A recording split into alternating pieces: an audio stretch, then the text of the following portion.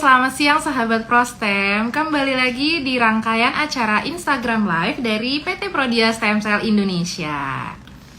Untuk hari ini tentunya topik yang dibawakan tidak kalah menarik dari topik-topik yang sebelumnya. Hari ini kita akan membahas mengenai peran sel punca atau stem cell untuk kasus infark miokard akut atau kasus serangan jantung. Jadi seperti yang sudah kita ketahui bersama bahwa penyakit jantung ini merupakan penyakit yang banyak sekali menyebabkan kematian. Nah, oleh karena itu pada hari ini kita akan membahas lebih dalam lagi apa itu infark miokard akut, bagaimana itu bisa terjadi, kemudian kita akan membahas mengenai perkembangan pengobatannya nih teman-teman, termasuk salah satunya penggunaan stem cell untuk kasus ini. Sebelumnya saya tidak akan sendirian nih teman-teman, melainkan akan ditemani oleh speaker kita yaitu Dr. Dede Muswir. Sambil saya bacakan dari biografi Dr. Dede, jadi Dr. Dede Muswir merupakan dokter spesialis penyakit dalam konsultan kardiovaskular.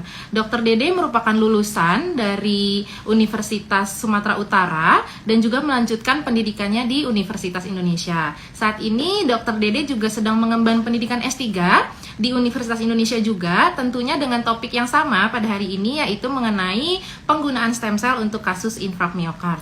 Dr. Dede juga aktif di beberapa rumah sakit, khususnya di Departemen Kardiovaskular, baik di Rumah Sakit IMC Jakarta, kemudian di Rumah Sakit Hermina Bekasi, dan juga aktif sebagai staf Departemen Penyakit Dalam di FK UIN Syarif Hidayatullah.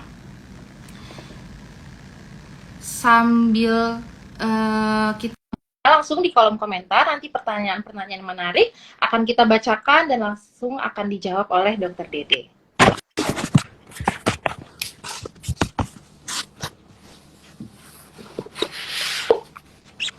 Halo dokter. Halo Mbak, gimana kabarnya? Selamat siang dok, bagaimana? Selamat siang. Suara saya terdengar dengan jelas ya dok ya? Ya, sekarang sudah terdengar, tadi agak putus-putus sedikit. Iya, siap. Ya, halo dok. Iya. Ada gangguan ya Dokter? kira-kira ya? Iya.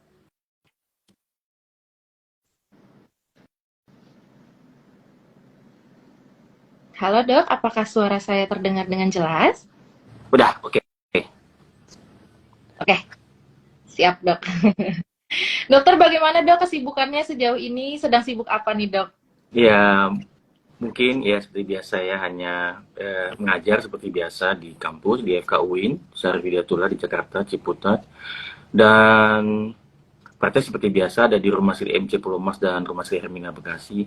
Dan saya ada dalam ini ya, pendidikan saya yang S3 di Fakultas Kedokteran Universitas Indonesia. Tentu topiknya dalam bidang stem cell ya, sel punca, khususnya untuk pasien-pasien yang penyakit jantung koroner yang mengalami infark miokard akut, atau mungkin masyarakat mengenalnya sebagai serangan jantung akut. Demikian Mbak Atika. Iya, mantap, luar biasa sekali dokter, sangat produktif ya dok, Terima sangat kasih. praktek untuk melaksanakan kegiatan lainnya. Baik dok, jadi tadi di awal sempat sedikit menjelaskan topik kita pada hari ini dok. Jadi hari ini kita bahas penggunaan sel punca untuk kasus infark miokard akut. Tapi mungkin beberapa dari yang menonton IG Live pada hari ini mungkin ada yang belum tahu nih dok, apa sih infark miokard akut itu dan bagaimana itu bisa terjadi dok? Baik, jadi bisa kita bilang pada awal mulanya sebenarnya ya, kalau penyakit jantung ataupun penyakit kardiovaskular ini adalah suatu penyakit yang biasanya didahului oleh suatu faktor risiko. Jadi kita mulai dari suatu faktor risiko. Biasanya seorang penderita diabetes, penderita hipertensi, tekanan darah tinggi, kemudian mungkin lifestyle, kemudian ada peningkatan kolesterol, dislipidemia, dan lain-lain. Mungkin tidak dalam waktu dekat, bisa dalam waktu 5 hingga 15 tahun kemudian, pasien akan menderita yang namanya suatu penyakit yang disebut dengan penyakit jantung koroner. Jadi atherosclerotic disease ya. Dan penyakit jantung koroner ini sebenarnya kondisinya bisa dalam keadaan stabil saja. Hingga masuklah di suatu fase, dia akan mengalami suatu keadaan yang akut, yang justru sifatnya sering itu emergensi. Nah, suatu keadaan yang akut itu disebut dengan infak miokard akut ataupun serangan jantung akut, di mana hal tersebut dapat terjadi apabila dijumpain adanya penyumbatan, bahasa medisnya disebut dengan oklusi, penyumbatan total di salah satu pembuluh darah jantung.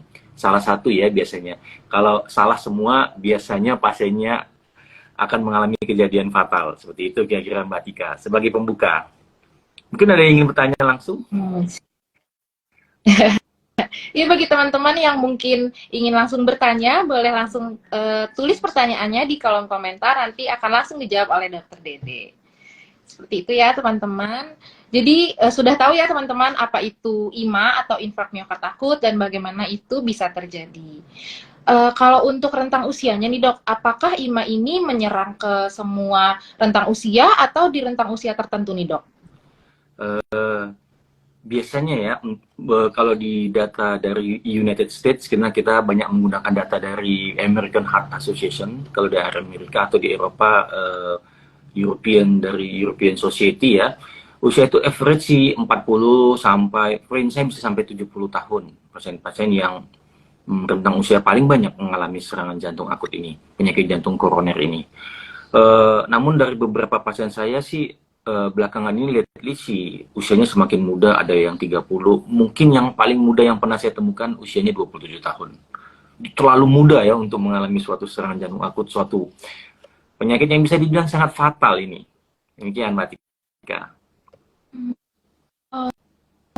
Ternyata bukan cuma menyerang ke usia-usia tua saja ya dok, tapi anak-anak muda seperti kita juga bisa terserang ya dok ya? Ya kelihatannya sih belakangan ini sudah range usia itu sudah semakin muda dibandingkan sebelumnya. Kelihatannya sih ini sangat berhubungan dengan pola gaya hidup ya, lifestyle.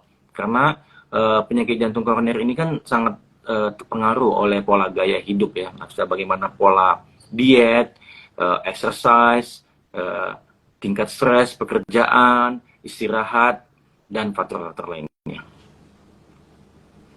Demikian Mbak. Kalau faktor-faktor risiko yang tradisional seperti hipertensi, diabetes, atau dan lain-lain itu kelihatannya dia akan datang dalam keadaan yang lebih lanjut lah, late, mungkin 40 tahun ke atas.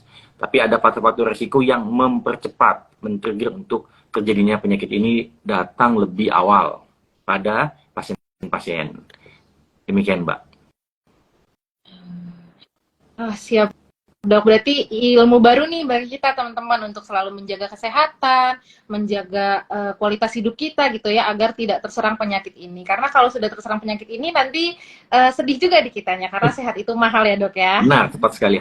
Hal yang paling berharga adalah kesehatan. Nah, ini ada pertanyaan ini Mbak Atika. Kalau untuk iya, ada pertanyaan dari Ibu Dewi nih dok. Jadi pertanyaan dari Ibu Dewi, apa saja yang menyebabkan sakit jantung padahal usia masih 27 tahun dok? Tadi aku tanya. Baik, saya mesti jelaskan dulu sebetulnya kalau penyakit jantung atau penyakit kardiovaskular, kardiovaskular disease ini jenisnya ada banyak ya Mbak Atika ya, Ibu Dewi. Mbak Dewi ada banyak sebenarnya. Jadi penyakit jantung koroner ini hanya merupakan salah satu daripada spektrum penyakit, daripada penyakit kardiovaskular. Hanya sayangnya penyakit kardiovaskular ini merupakan penyebab, kalau di dalam bidang kedokteran namanya kesakitan, morbiditas, dan kematian, mortalitas yang paling tinggi. Nah, penyebabnya itu seperti saya sebutkan tadi, bila usianya di atas 40 itu kebanyakan traditional risk factor. Traditional risk factor itu ya udah diketahui lah sebelumnya, seperti diabetes, hipertensi, dan lain-lain. Tapi belakangan ini kelihatannya trennya usianya makin muda. Dan berdasarkan by research, data menunjukkan bahwa ini lebih besar dipengaruhi oleh karena pola hidup, lifestyle. Jadi mulai dari pola diet, kemudian pola exercise, dan mungkin tingkat stres psikososial kali ya. Jadi itu yang memicu penyakit ini come early lah gitu. Datangnya jauh lebih awal dibandingkan dengan prediksi daripada data-data penelitian sebelumnya. Demikian Mbak Tika. Mudah-mudahan Bu Dewi jelas ya. Siap dok. Ada pertanyaan selanjutnya nih dok dari Ibu Andisa. Pertanyaannya, apakah jantung bisa dideteksi lebih awal dok? Pertanyaannya. Iya. tepat sekali. Justru penyakit jantung ini harusnya dideteksi jauh lebih awal. Nah, karena kan saya tadi udah sebutkan bahwa penyakit jantung koroner ini terjadi secara dia disebut dengan gradual onset. Jadi dia gradual, dia memang hasilnya ditemukan pada saat itu adalah akut. Namun perjalanan penyakitnya dia itu sebetulnya gradual, pelan dan perlahan. Nah, untuk mendeteksinya sebaiknya sih pasien selalu melakukan medical check-up.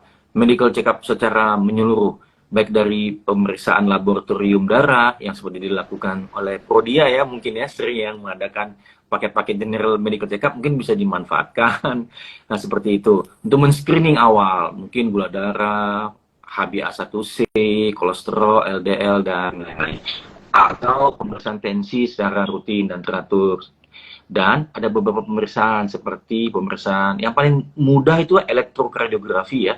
Mungkin untuk mereka yang memiliki faktor risiko perlulah dilakukan minimal 1 tahun sekali atau diikuti yang paling sederhana saja seperti uji latih jantung, treadmill test dan lain-lain seperti itu kira-kira. Untuk yang lebih advance, kalau memang ada bukti kelainan bisa dilakukan beberapa pemeriksaan untuk mendeteksinya seperti echokardiografi, kemudian CT angiografi atau melakukan tindakan kateterisasi jantung, angiografi koroner. Demikian Mbak Tika. Terima kasih pertanyaan Ibu Andi. Mungkin nanti kita bisa lebih lanjut lagi setelah deteksi. Ya, menarik semua nih dok. Jadi bisa ya teman-teman untuk mendeteksi lebih awal, mungkin kita setahun sekali bisa untuk cek kesehatan gitu ya, untuk mengetahui sebenarnya kita nih sakit apa gitu. Kemudian ada pertanyaan selanjutnya nih dok, dari Bapak Anem. Pertanyaannya, apakah ada makanan yang direkomendasikan untuk bisa mengurangi resiko infark miokard akut dok? Ya, terima kasih Mas Anem ya. Resiko infark miokard akut itu jelas sekali salah satu faktor resikonya itu adalah diet yang tidak tepat. Oleh sebab itu makanan yang direkomendasikan itu adalah jenis makanan yang lebih dominan rendah lemak. Jadi memang kita mengurangi konsumsi yang bisa meningkatkan kadar terutama LDL. LDL itu adalah suatu jenis kolesterol. Jadi ada yang diketahui secara umum 4 jenis kolesterol, ada kolesterol LDL, HDL, dan trigliserida. Nah, LDL ini adalah suatu jenis kolesterol yang paling suka menempel di dalam dinding pembuluh darah kita, terutama pembuluh darah jantung, dan juga otak tentunya yang menyebabkan stroke, yang ini akan memicu terjadi serangan jantung untuk di masa depan. Jadi konsumsi yang mengurangi makanan berlemak, yang bersantan, daging, kemudian berminyak, gorengan, dan lain-lain itu mesti kita hindarkan. Next, berikutnya kita harus hindarkan itu adalah gula ya. Jadi kita bisa seminimal mungkin mengkonsumsi gula. Mungkin kalau untuk gula murni saat ini sih orang sudah mulai banyak mengurangi. Tapi yang lain-lain mungkin dengan minuman-minuman yang manis atau mungkin makanan yang manis, cake dan lain-lain itu ya, yang banyak mengandung karbohidrat, itu memang sebaiknya juga dikurangin lah, diminimalkan. Terutama untuk mereka-mereka kalau sudah mengalami infark miokard akut itu akan lebih strict lagi untuk dietnya. Demikian Pak Iwan, Pak Wawan tadi ya. Izin lupa saya. Pak ya, Pak Anem. Iya. Terima kasih, bagus pertanyaannya Pak. Mudah-mudahan bisa dijalankan. Jadi nggak apa-apa ya dok, makan berlemak, manis-manis, tapi sesekali aja, jangan terlalu sering gitu ya dok ya. Iya. Ya bolehlah sekali-sekali cheating. Siap dok. Lalu dok, untuk IMA ini apakah derajat keparahannya itu bagaimana dok? Apakah ada derajat-derajat tertentu untuk kasus IMA ini? Baik. Sebenarnya secara overall general, untuk penderita daripada infark miokard akut ataupun serangan jantung akut ini bilang derajatnya berat ya Mbak ya. Jadi tentu saja ini suatu penyakit, suatu spektrum penyakit di dalam bidang kardiovaskular mungkin bisa yang dibilang paling berat. Ini mengingat karena outcome ataupun yang disebut juga dengan luaran dalam bahasa awamnya itu angka kematiannya sangat tinggi sekali. Kebanyakan sih dari terlambatnya di dalam penata-laksanaan ataupun penanganannya. Jadi mesti disampaikan bahwa penyakit infak miokard ini disebabkan oleh karena adanya sumbatan di dalam pembuluh darah jantung yang biasanya sifatnya total. Jadi penyumbatan pembuluh darah jantungnya apabila misalnya saya lakukan tindakan angiografi koroner seperti memfoto pembuluh darah jantung, saya selalu menemukan penyumbatan itu hingga 100%. Artinya itu tidak ada sama sekali aliran di dalam pembuluh darah. Sehingga bisa disebutkan dikategorikan ini berat. Cuman levelnya kalau berdasarkan medis sih memang ada yang sangat berat. Misalnya pasiennya mengalami shock atau mengalami namanya paru-parunya kerendam gitu ya, namanya edema pulmonum ataupun adanya paru-parunya kira-kira terisi cairan karena jantungnya tidak lagi mampu memompa. Dan itu kategorinya sudah berat. Kira-kira seperti itu. Dan biasanya sulit ya di dalam penata laksananya bila datang ke dokter dalam keadaan fase sudah terlambat. Jadi angka kematian ataupun mortalitas oleh penyakit ini sangat tinggi. Ini ada Ternyata kalau pertanyaan. misalnya Bapak Muhammad Wahyu. Ya mungkin ini pertanyaannya sedikit menyerempet-nyerempet dengan topik kita yang selanjutnya gitu ya. Nanti untuk Kalau dikit Mas gimana Muhammad Mbak Tika? Wahyu pertanyaannya Kalau kita keep dulu nih, karena ini paling menarik ini pertanyaannya. Kalau ada yang mau nanya ya, dok, ya, itu hal yang basic dulu, ini iya. pertanyaannya sangat menarik. Untuk pertanyaan Mas Wahyu nanti di sesi berikutnya. Jadi kita bahas yang general dulu, nanti akan menuju ke intinya yaitu penggunaan stem cell untuk penyakit jantung. Seperti itu ya Mas Wahyu, mohon untuk berada di IG Live ini. Untuk ini dok, untuk jangka panjang dari penyakit IMA ini, itu efeknya bisa seperti apa saja ya dok? Nah begini, jadi pada saat ini mungkin kita berada di Jakarta ya, kalau IG Live ya mungkin nggak semuanya dari Jakarta gitu.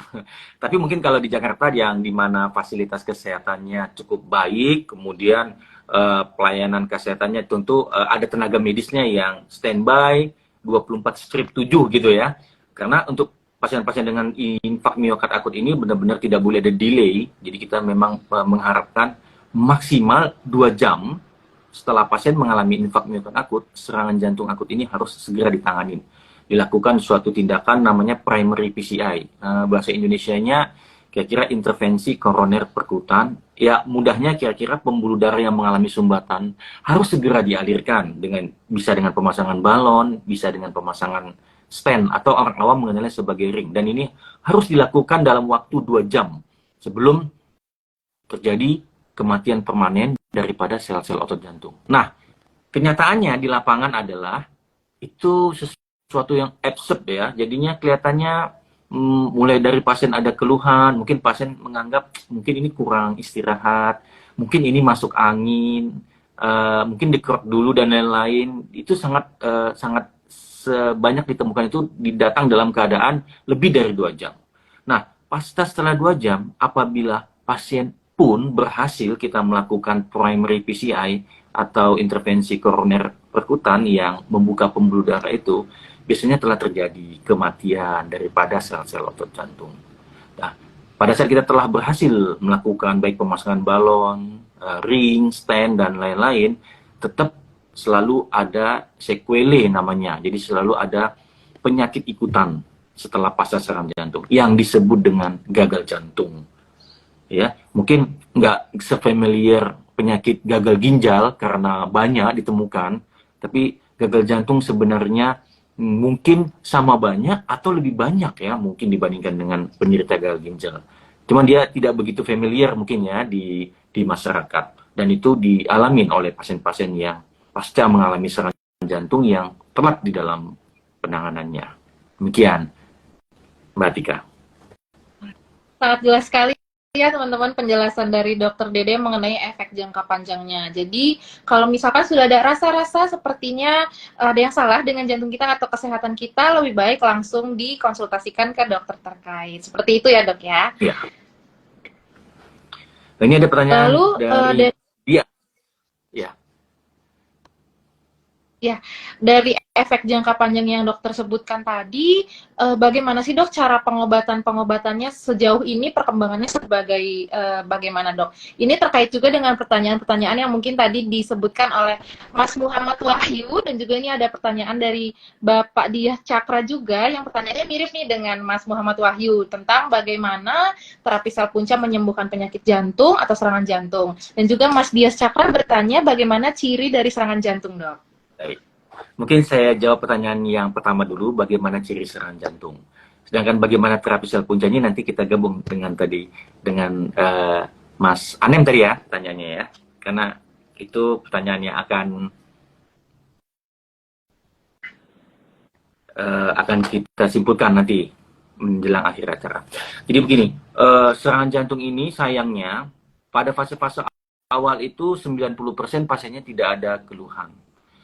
Oleh sebab itu sering datang terlambat, apalagi pasien-pasien yang tidak melakukan deteksi dini dengan pemeriksaan jantung. Namun yang paling dominan itu adalah mengalami nyeri dada. Jadi nyeri dadanya itu, apa kedengeran suara saya Mbak Tika? Mohon maaf,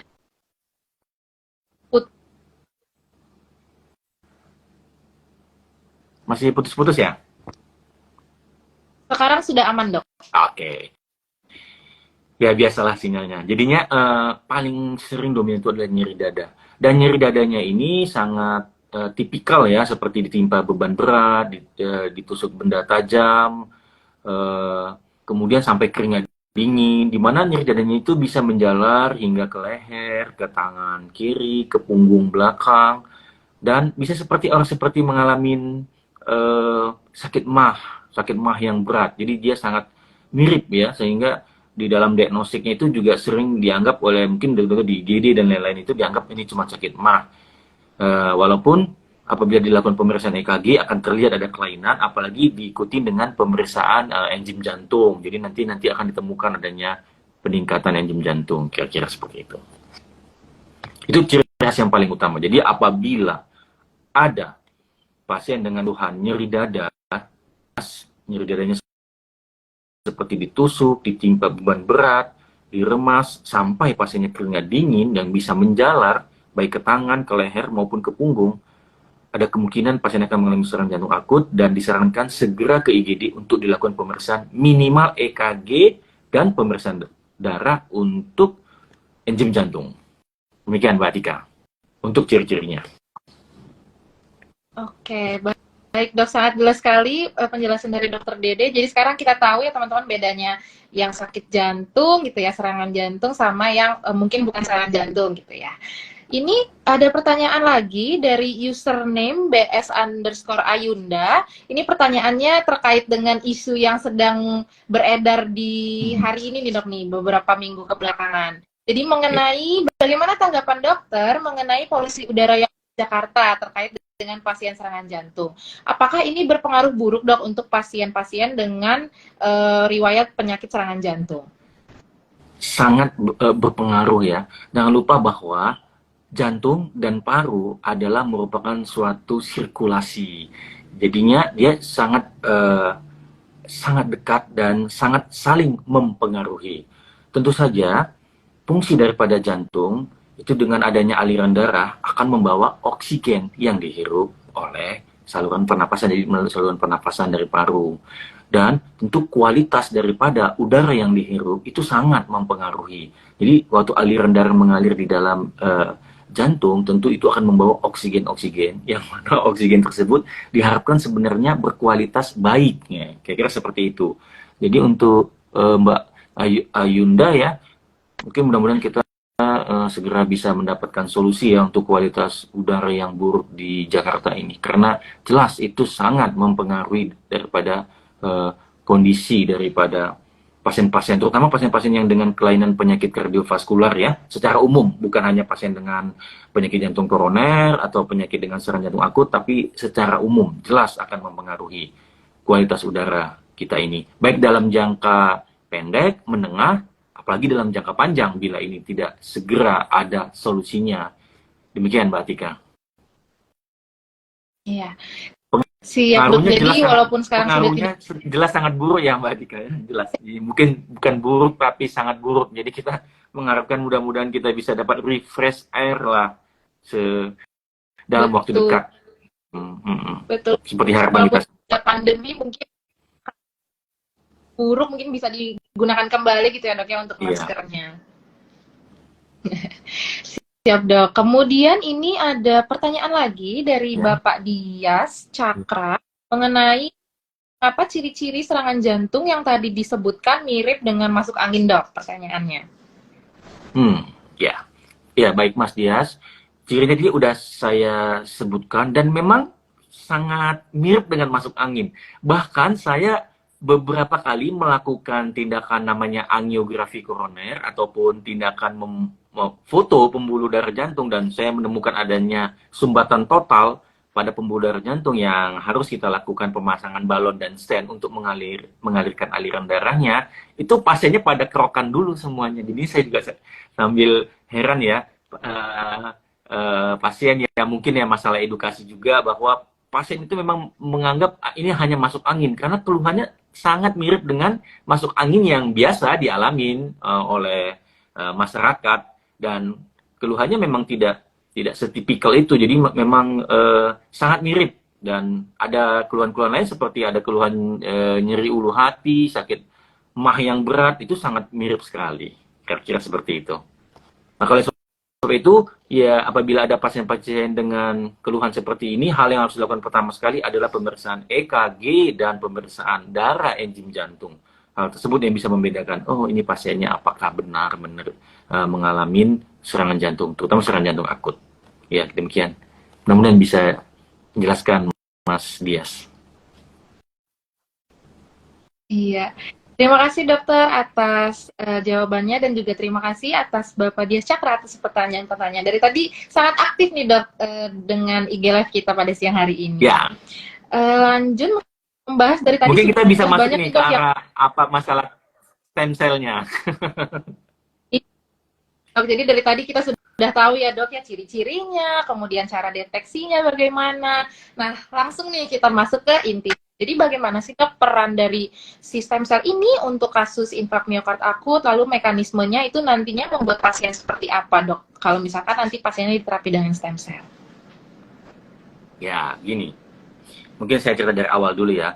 Jadi kan saya tadi udah sebutkan bahwa pasien-pasien yang memiliki faktor risiko, kemudian nanti dia akan mengalami penyumbatan di dalam pembuluh darah jantung, sejalan dengan waktu dia akan mengalami suatu penyakit namanya penyakit jantung koroner, dan spektrumnya salah satunya nanti dia bisa di dalam perjalanannya penyakit tersebut akan mengalami namanya infark miokard akut ataupun serangan jantung akut. Nah, pada saat infark miokard akut ataupun serangan jantung akut terjadilah kerusakan, terjadilah kematian daripada sel-sel otot jantung. Sel-sel otot jantung dikenal sebagai, mungkin sekedar info aja, namanya sel kardiomiosit. Nah, sel kardiomiosit yang merupakan sel-sel otot jantung ini, apabila sudah mengalami kematian, kerusakan karena akibat infark miokard akut, sebenarnya punya kemampuan untuk regenerasi. Jadi regeneratif. Punya dia kemampuan. Hanya sayangnya di bawah 1%. Dan rasanya itu tidak mumpuni untuk mengatasi penyakit yang dialami pasien, sehingga pasien ujungnya akan mengalami gagal jantung.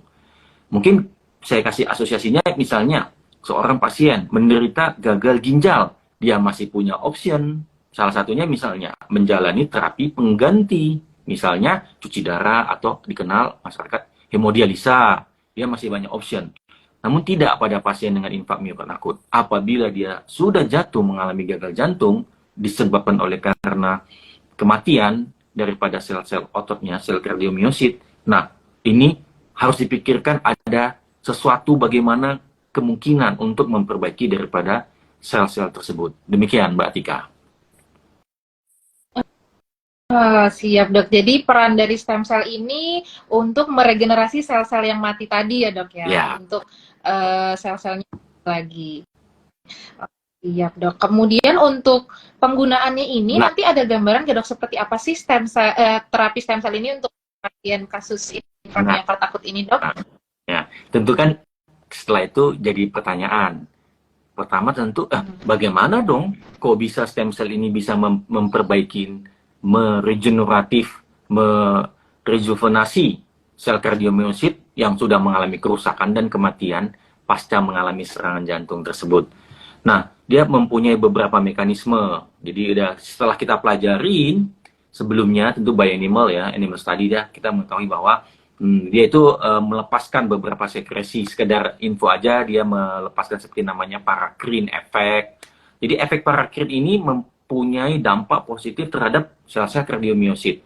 Salah satunya yang paling sering ditemukan itu adalah dia dapat menekan inflamasi ataupun peradangan. Kita mengetahui bahwa penyakit kardiovaskular ini adalah suatu penyakit inflamasi, penyakit peradangan, terutama pada mereka yang mengalami infak miokard akut. Kalau kita ukur sel-sel radangnya itu sangat tinggi sekali nilainya. Nah, salah satu peranan daripada pemberian stem cell ini, terutama di fase-fase awal, di fase-fase akut, adalah bisa mengurangi daripada peradangan tersebut. Yang kedua, ada namanya angiogenesis. Mungkin untuk mudahnya kira-kira membentuk sel pembuluh darah baru. Jadi walaupun pembuluh darah yang lama sudah mengalami kerusakan, dan kita harapkan ada pembentukan sel pembuluh darah baru atau yang disebut dengan neoangiogenesis. Dan ini memang kelebihannya daripada stem cell. Yang berikutnya adalah mencegah terjadinya fibrosis. Mungkin sekedar info aja, fibrosis ataupun fibrotik adalah pembentukan jaringan parut. Jadi stem cell akan mengusahakan bagaimana mencegah suatu sel yang mengalami kematian tadi tersebut jatuh ke dalam jaringan parut. Karena kalau sudah terbentuk scar tissue, jaringan parut, fibrotik, itu memang fungsi dan lain-lainnya itu sudah tidak bisa lagi kita manfaatkan sel otot jantung tersebut. Dan ada juga yang pembentukan namanya, ini yang paling menarik ya sebetulnya di dalam riset penelitian saya. Namanya diferensiasi. Kita mau bahwa sel punca ataupun stem cell ini kan sumbernya kita ambil dari tali pusat bayi, kemudian kita olah, kita ambil selnya, dan sel ini benar-benar sel yang bisa disebut sebagai sel awal sekali, yang kita bisa arahkan mau menjadi apa saja seperti yang kita inginkan, kira-kira seperti itu. Dan salah satu harapannya, sel ini bisa berdiferensiasi dan membentuk sel baru, yaitu membentuk sel kardiomyosit baru. By research ini terus berkembang dan terus kita kembangkan demi tujuan bagaimana pasien kita yang mengalami infak miokard akut tersebut tidak jatuh ke dalam gagal jantung. Dimana kalau sudah mengalami jatuh ke dalam gagal jantung, kemampuan pompa jantungnya sudah lemah, kualitas hidupnya sangat rendah. Mungkin dia bisa melewati fase kematian, mortalitas pada saat serangan jantung akut, tapi kualitas hidupnya pasca serangan jantung tersebut memang sangat rendah sekali. Dan ini sudah dicoba juga ya pada penyakit lain, terutama seperti stroke, cerebrovascular disease yang bisa sampai kelumpuhan setengah dan lain-lain, yang sudah bisa dipastikan lah pasiennya tidak bisa produktif dibandingkan dengan sebelumnya. Apalagi pada saat ini fase-fase pasien-pasien infak miokard akut ini di fase-fase produktif ya mereka mengalami penyakit ini. Demikian Mbak Tika.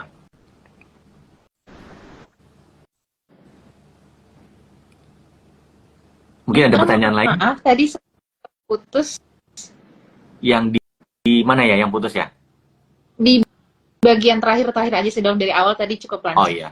Jadi pokoknya intinya seperti ini, kita mengharapkan sel punca mesenkimal ini, sel punca itu ada beberapa macam tipe, namun yang kita bahas pada saat ini adalah sel punca mesenkimal. Nanti mungkin ada yang nanya sama Mbak Atika, kenapa milihnya sel punca mesenkimal, nggak sel punca jenis yang lain. Tapi by research saat ini, belakangan setelah beberapa sel sudah dicoba, pluripotent cell, kemudian ada beberapa jenis sel yang lain, stem cell mesenkimal ini kelihatannya hasil by research yang di luar dan juga yang kita akan lakukan ini memberikan harapan bagaimana supaya sel kardiomyosit yang mengalami kerusakan tersebut dapat kita regeneratif.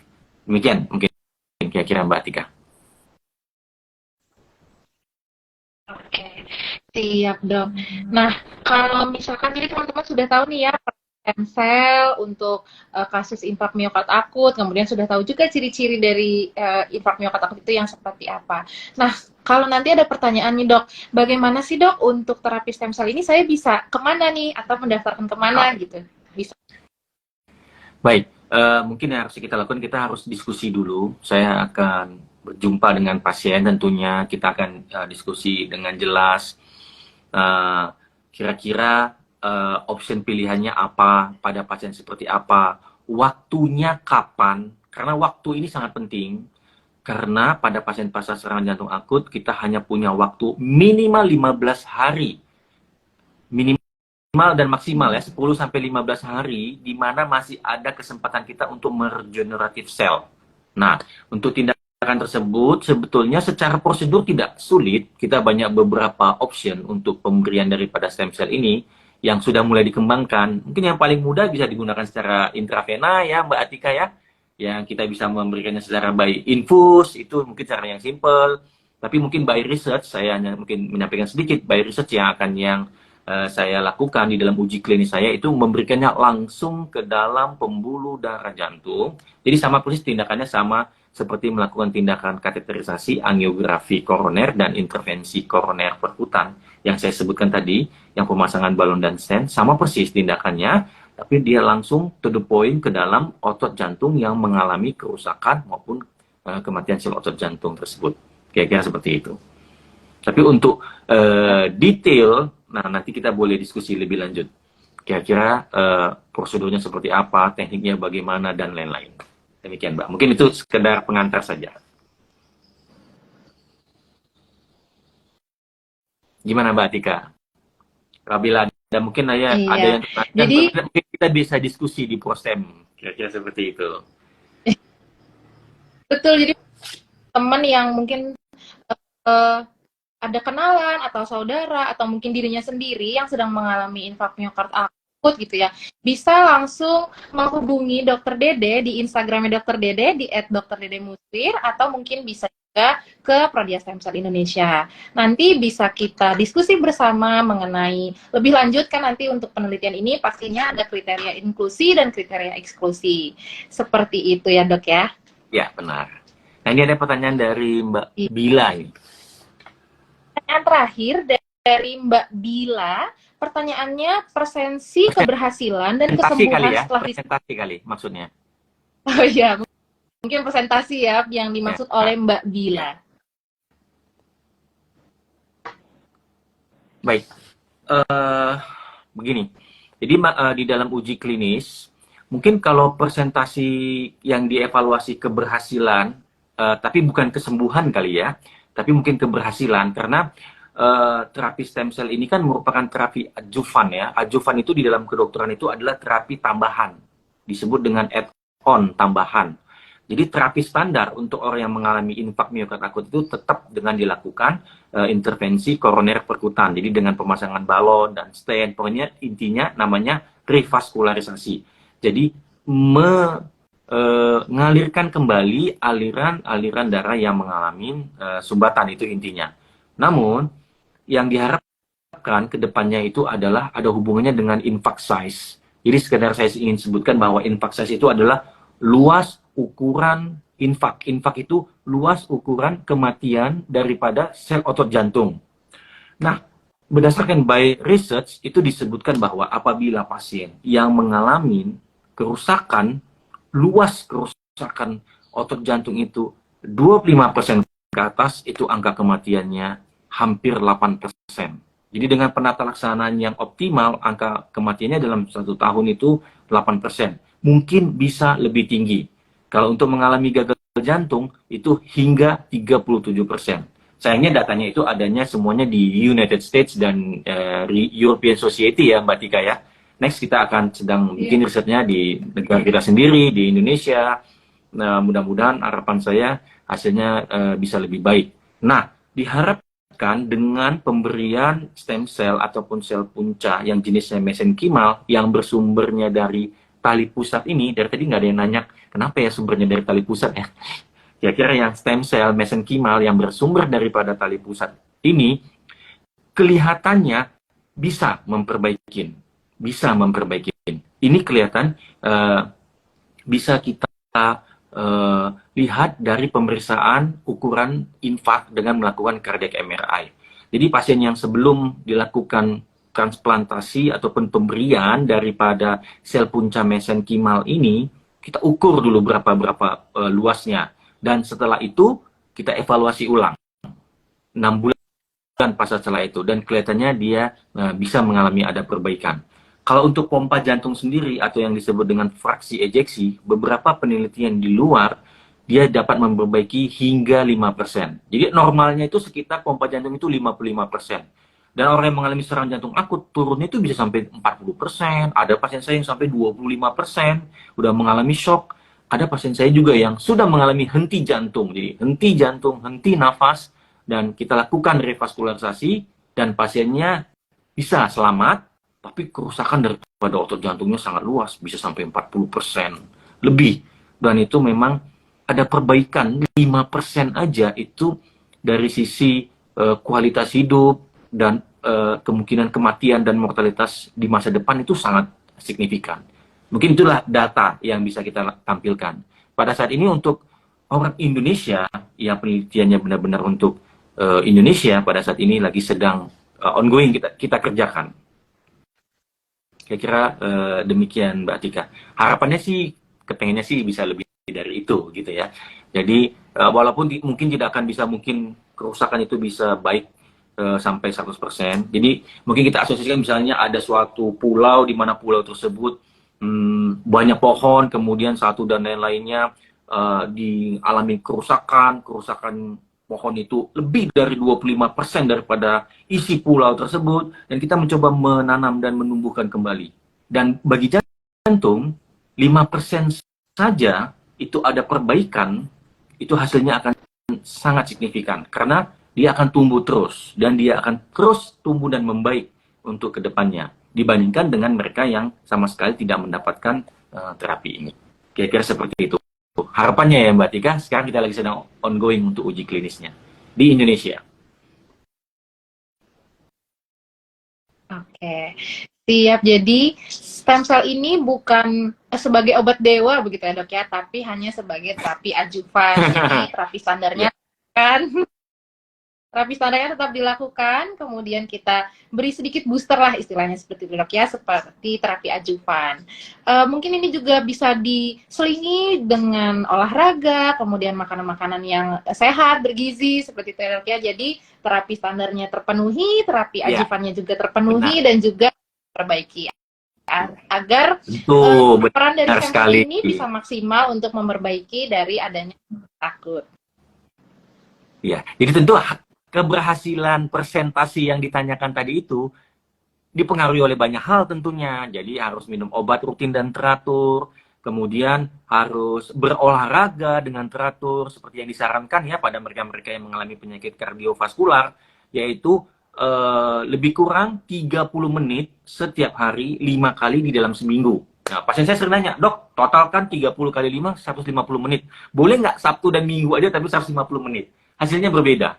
Jadi yang baik untuk penyakit kardiovaskular itu memang harus 30 menit setiap hari, 5 kali di dalam seminggu.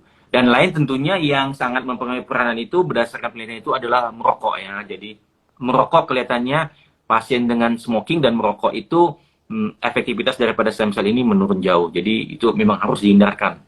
Maka oleh sebab itu mereka yang mau menjalani penata laksanaan dengan menggunakan stem cell atau sel punca mesenkimal ini benar-benar harus strict sesuai ikut aturan yang telah ditentukan oleh dokter, sehingga presentasi keberhasilannya yang diinginkan itu bisa kita capai bersama, begitu Mbak Tika. Oke, siap atas penjelasannya. Jadi karena kita sudah cukup banyak nih membahas tentang mulai dari generalnya sampai tadi sampai ke intinya gitu ya dari topik hari ini tentang peran stem cell-nya, izinkan saya nih teman-teman membacakan take home message dari IG Live kita yang sudah berjalan selama 1 jam ini. Jadi IMA ini disebabkan penyumbatan total pada pembuluh darah di jantung. Penyebab utamanya bisa bermacam-macam, ini berhubungan juga dengan gaya hidup seperti pola makan dan juga pola hidup sehat. Kemudian IMA memiliki derajat keparahan mulai dari yang ringan, kemudian berat sampai yang sangat-sangat berat. Nah, IMA ini jangan sampai terlambat nih teman-teman untuk ditangani karena akan semakin sulit nantinya untuk ditangani jika terlambat untuk mengatasinya. Kemudian efek jangka panjang yang timbul dari serangan jantung ini masih memungkinkan untuk diobati. Kalau misalkan sudah sangat berat mungkin akan sulit begitu ya. Nah, salah satunya untuk pengobatannya itu bisa menggunakan stem cell. Nah, stem cell ini memiliki potensi untuk meregenerasi kerusakan dan kematian sel-sel akibat dari serangan jantung. Stem cell di sini perannya dapat memperbaiki kerusakan sel, mencegah pembentukan jaringan parut, kemudian meregenerasi sel dengan paracrine efek yang dimiliki oleh stem cell, kemudian juga meregulasi inflamasi, menginduksi pembentukan pembuluh darah baru atau yang tadi disebut juga dengan angiogenesis, dan juga yang paling penting tadi disebut dengan Dr. Dede itu potensi diferensiasi stem cell.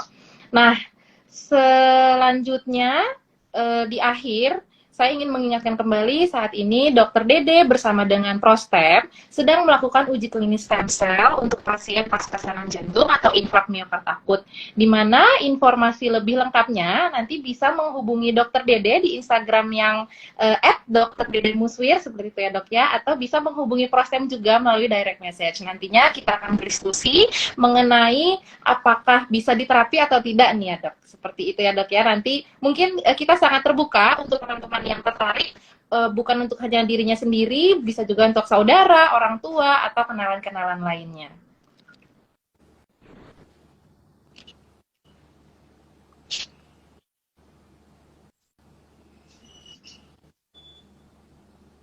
Mungkin kita akhiri Instagram live sesi yang hari ini karena mungkin pertanyaan-pertanyaannya sudah terjawab semua ya teman-teman. Kalau nanti ada pertanyaan-pertanyaan yang mungkin aduh kelupaan nih mau nanya tapi live-nya sudah selesai, itu bisa nanti di chat saja ke Dr. Dede atau ke Prostem. Dan bagi teman-teman yang tadi ketinggalan ngikutin IG live kita nggak dari awal, tenang aja teman-teman, nanti IG live ini kita simpan di Instagramnya Prostem. Nanti teman-teman bisa mengakses kembali atau bisa juga mengunjungi YouTube dari Prodias Stem Cell Indonesia. Nanti rekaman ini akan kita upload juga di sana. Seperti itu teman-teman. Terima kasih Dr. Dede atas kesempatannya pada siang hari ini di tengah-tengah kesibukan. Ya, terima kasih dokter. Terima kasih juga kepada teman-teman bertanya yang sudah antusias sekali terhadap IG Live siang hari ini. Semoga IG Live kali ini memberikan ilmu-ilmu yang baru, manfaat-manfaat yang baru kepada teman-teman semua. Terima kasih dokter. Selamat siang. Sampai jumpa di IG Live selanjutnya. Selamat siang.